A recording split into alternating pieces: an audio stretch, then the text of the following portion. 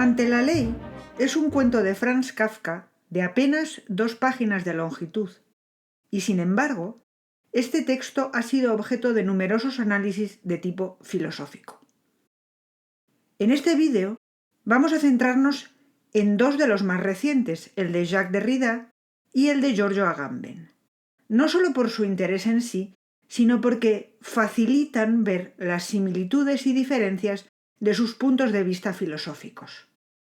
Antes de analizar y comparar lo que Derrida y Agamben dicen de Ante la ley, tenemos que explicar brevemente cuál es la historia del cuento o parábola de Kafka.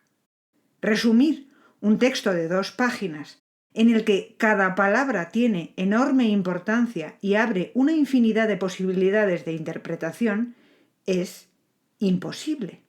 Cada texto de Kafka siempre dice más que los análisis sobre los textos de Kafka, y además en menos espacio. En este caso, esto es más real que nunca. Le pasa a Derrida y a Agamben, y naturalmente va a pasar aquí. Pero allá vamos. Ante la ley hay un guardián que protege la puerta de entrada. Un hombre procedente del campo se acerca a él y le pide permiso para acceder a la ley. Así empieza la historia, que, como es de Kafka, ya sabemos que jamás conducirá a que el campesino acceda a la ley. El guardián le dice que ahora no puede pasar, quizá más adelante. Y como quiera que la puerta, como siempre, permanece abierta y el campesino intenta mirar más allá, el guardián le dirá que intente entrar a pesar de su prohibición si quiere, pero que detrás de él hay otro guardián, y luego otro, y otro, cada uno más poderoso que el anterior.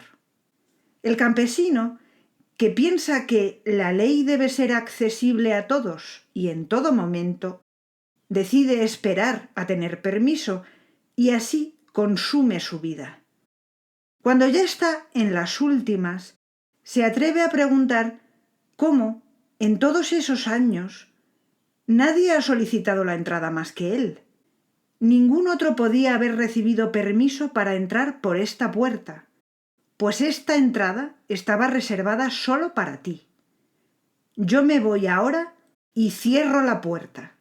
Con esta respuesta del guardián, gritada al campesino para asegurar que la oiga a pesar de su estado, acaba la historia.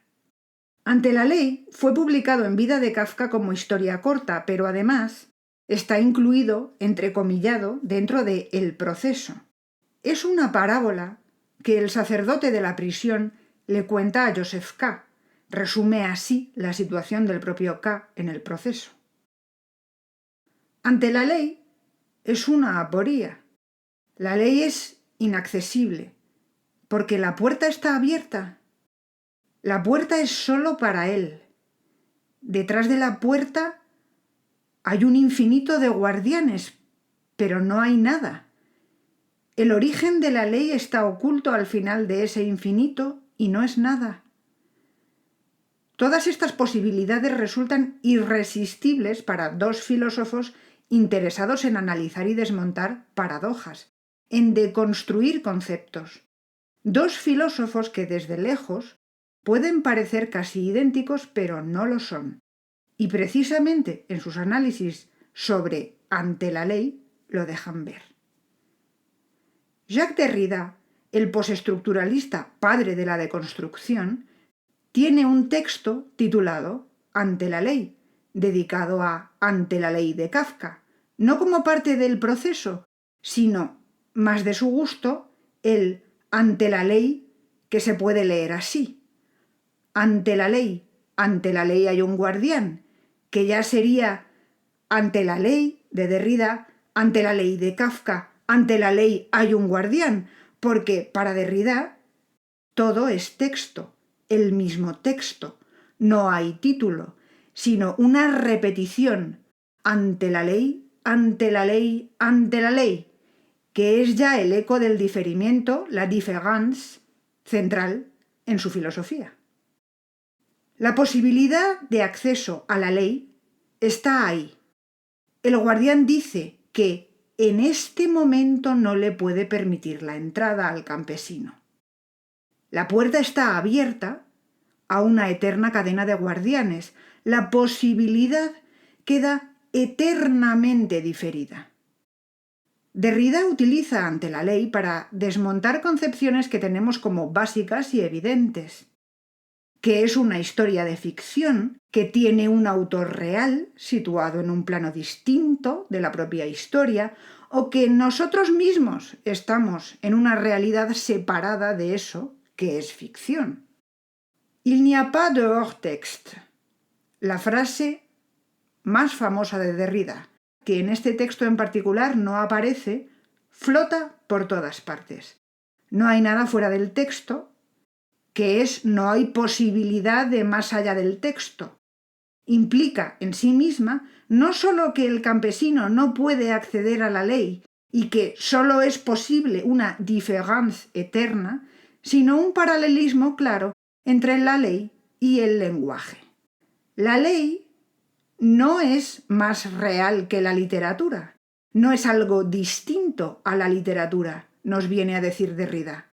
Nada es distinto de la literatura, ni está en un plano distinto de la ficción, ni hay un autor fuera o por encima, ni nosotros estamos en otra parte tampoco.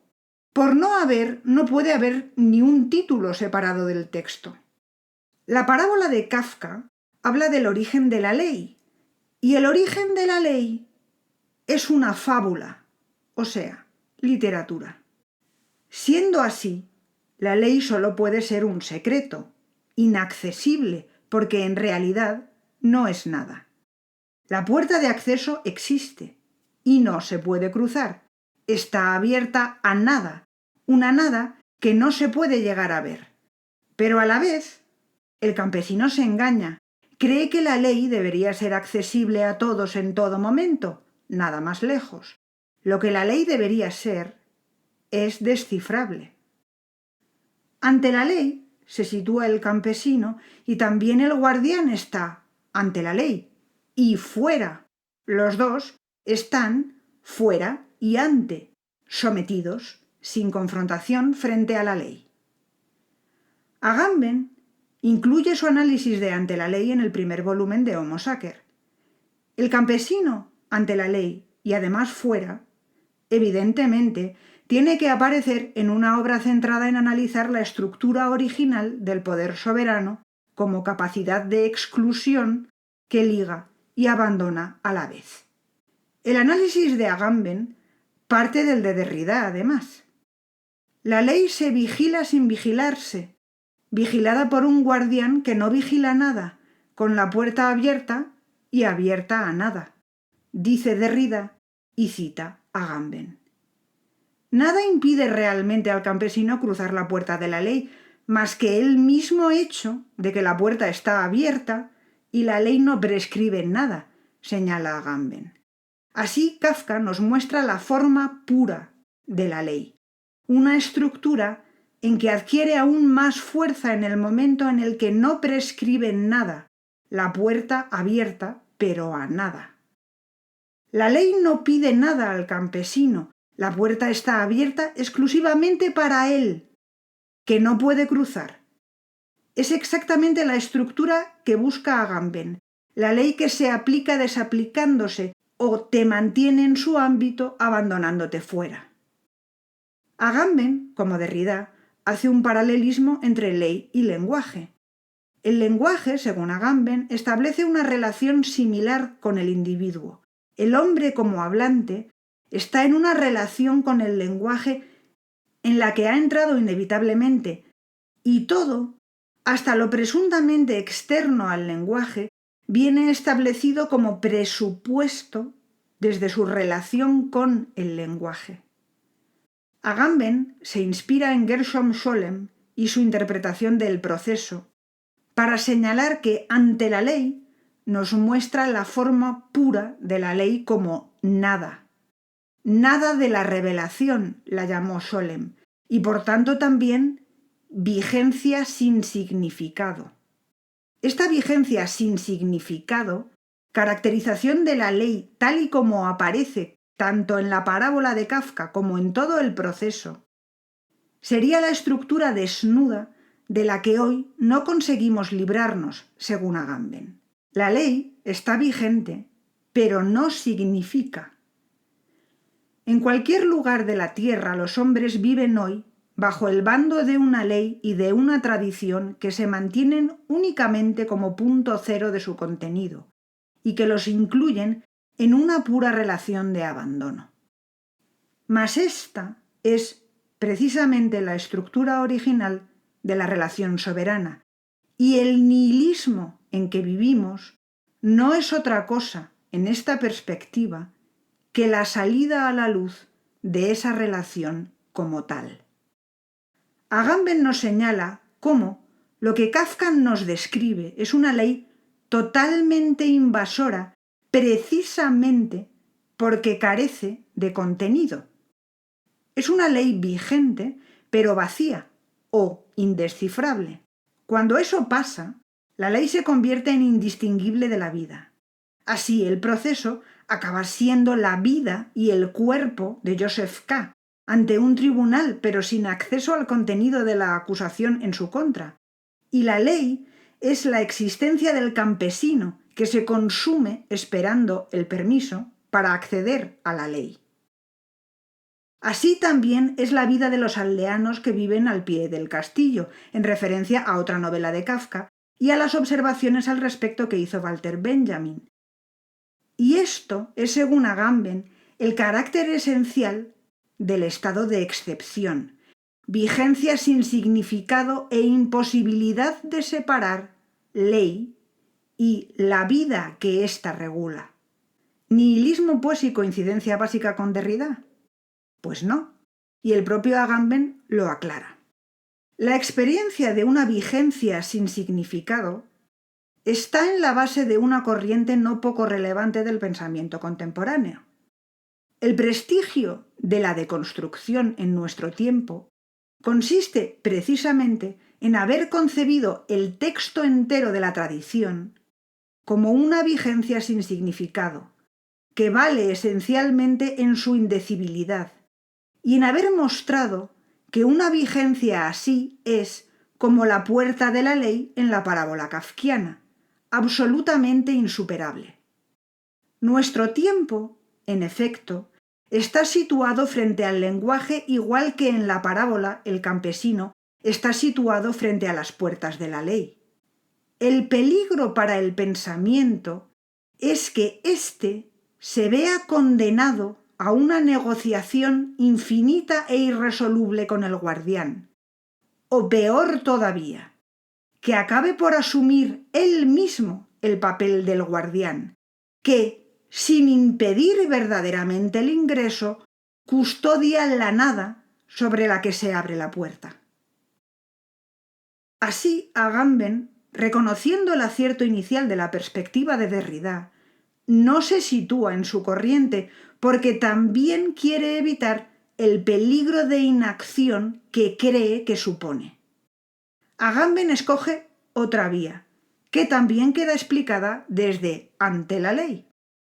Agamben se rebela contra todos los intérpretes del relato de Kafka, se niega a coincidir con todos ellos y calificar la historia como la del fracaso irremediable del campesino ante una tarea a todas luces imposible.